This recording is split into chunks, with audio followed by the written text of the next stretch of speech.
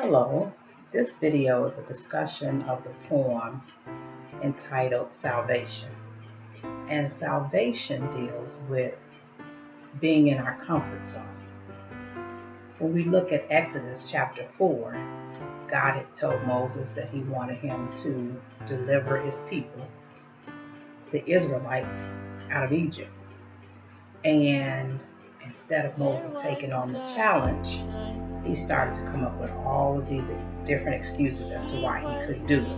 Okay, the first excuse he had in Exodus 4 and chapter 1 was that the people weren't going to listen to him.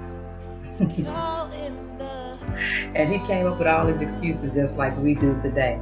His second excuse was that he wasn't an eloquent speaker. Okay? And the third excuse that Moses came up with was someone else could do it. Just like Moses, we come up with the same excuse when God asks us to do something. We have a list. Sometimes it might be 10 different things. And in this case, Moses had 3. Okay?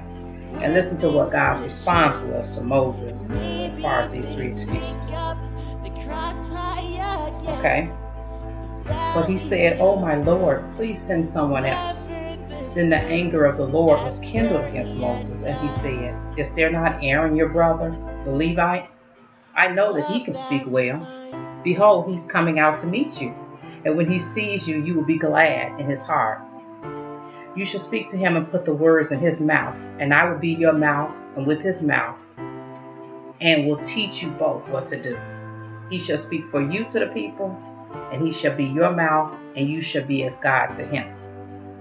And take in your hand the staff, with which you shall do the signs." And that's coming from Exodus 4:13 through 17. Basically, God was telling Moses that he had no more excuses. He'd run out. He was sending Aaron to serve as a buffer for his speaking inadequacies. And he was going to give him the staff to perform the signs.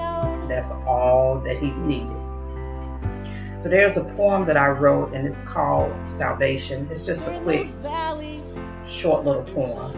But that poem was written based upon a time when I was a teenager, and I was asked by a former Sunday school teacher at the church that I attended, which it could have been maybe about 1,000 people, several hundred to 1,000 people that attended there. And I was approached and asked by her to do the monthly announcing clerk position. And I thought about it, and it sounded exciting and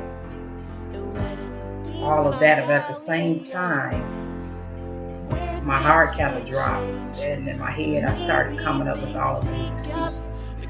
All the announcing clerks that I knew of at the church were done up from head to toe, hair done, very nice and well dressed.